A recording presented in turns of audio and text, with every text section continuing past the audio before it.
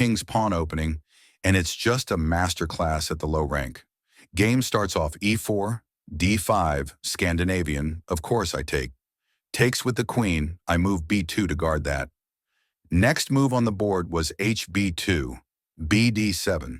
For whatever fucking reason, nf3 goes on the board for white, and then we get c6. Whatever the fuck that does, right?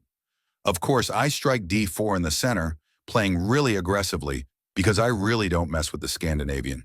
If you're going to play the Scandinavian, I'm probably just going to whoop your ass. b5. I castle, and we get b4, challenging the knight on c3.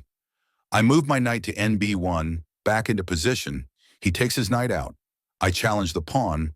Of course, he takes, and then I bring my knight back out for development. He moves his knight to nb4. I challenge it with a 3.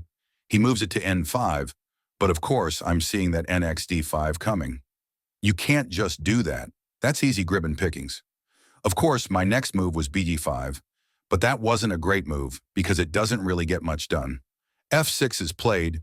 I move my bishop to b4, and then g5 is played, advancing the pawn structure, but kind of weakening the fuck out of his structure.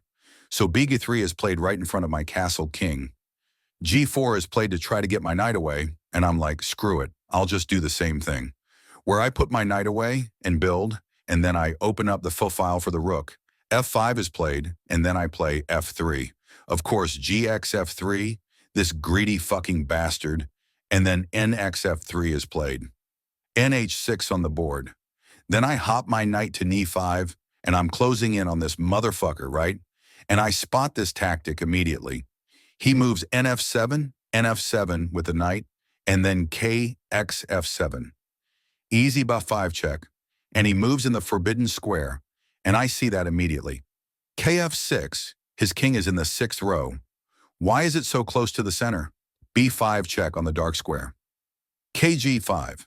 Now the best move here says it's h4, giving the guy a check. Of course, sometimes I would see something like that, but I actually go for an inevitable mate, and his best move would be to take the bishop here. Instead, he moves his rook, and mate is inevitable. kg3 check, and right now his king is on the 5th row. Of course, he takes the bishop. That's on h5, and then it's just inevitable checkmate. rf4, we get bh6, challenging my rook, but rh4 is just fucking mate.